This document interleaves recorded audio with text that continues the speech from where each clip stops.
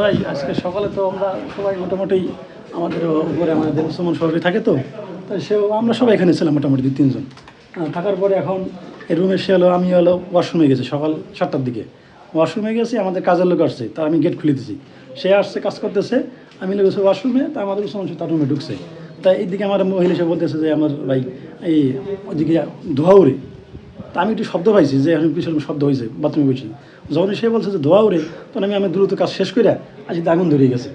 আগুন ধরার পরে এখন কী করবো ওই মুহূর্তে, যদি যেহেতু ইলেকট্রিক শর্ট সম্ভবত যদি আমি পানি দিই তাহলে হয়তো আগুনটা আরও এই বাড়বে বেশি, এই জন্য পানি দিতে পারিনি। আর এই মুহূর্তে মানে ফুল রুমটা যেহেতু কাগজপত্র ছিল, ঠিক আছে, পর্দা ছিল, বেরোট বসে ছিল, আগুনটা দ্রুতই ছড়াই পড়ে, যে কারণে ওই মুহূর্তে কিছু করার মতো ছিল না। তারপরে মনে হয় আমরা সবাই আমাদের নিরাপত্তা স্বার্থে বেরিয়ে গেছি।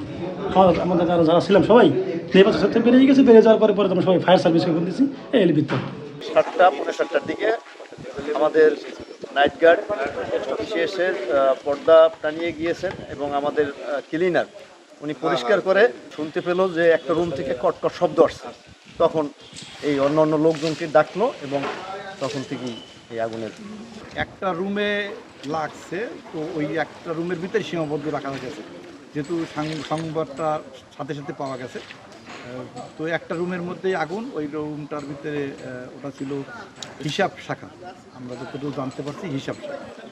তো কিছু ফাইলপত্র আছে এখানে, আর একটা ল্যাপটপ দেখলাম, আর ফ্রিজ আছে একটা ফটোকপি মেশিন।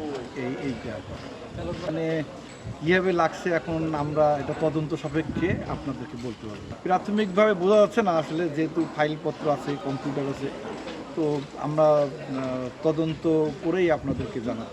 হিসাব শাখায় একটা রুমের মধ্যে আমরা আগুনকে থামাতে পেরেছি। সুতরাং ওই যে মূল যে স্টোর রুমটা সেটা ক্ষতিগ্রস্ত হয়নি।